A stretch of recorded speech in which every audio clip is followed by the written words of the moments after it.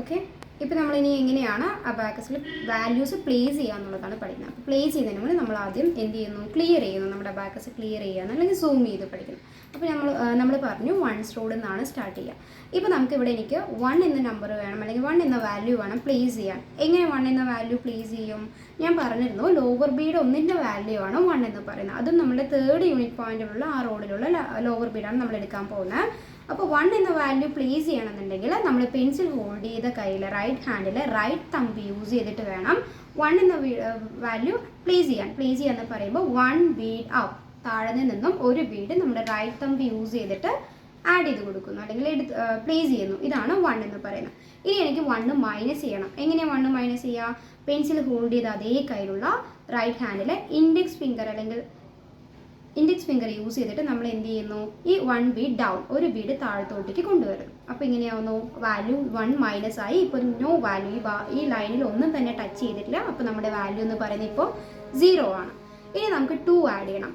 ഒരു ബീഡ് എടുക്കുമ്പോൾ 1 ആണെന്നുണ്ടെങ്കിൽ 2 ആഡ് ചെയ്യണമെന്നുണ്ടെങ്കിൽ ടേക്കിംഗ് 2 ബീഡ്സ് ടുഗെദർ, 2 ബീഡ് നമ്മൾ ഒരേ സമയം എടുക്കുകയാണ്.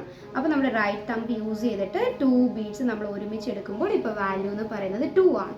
ഇനി നമുക്ക് 2 മൈനസ് ചെയ്യണമെങ്കിലോ, മൈനസ് ചെയ്യാൻ യൂസ് ചെയ്യുന്നത് നമ്മുടെ എന്ത് ചെയ്യുന്ന റൈറ്റ് ഇൻഡെക്സ് യൂസ് ചെയ്തിട്ട് എന്ത് ചെയ്യുന്നു, നമ്മൾ 2 ബീഡ് ഒരുമിച്ച് താഴത്തോട്ടേക്ക് കൊണ്ടുവരുന്നു. ഇപ്പോൾ വാല്യൂ 2 മൈനസ് ആയിപ്പോയി.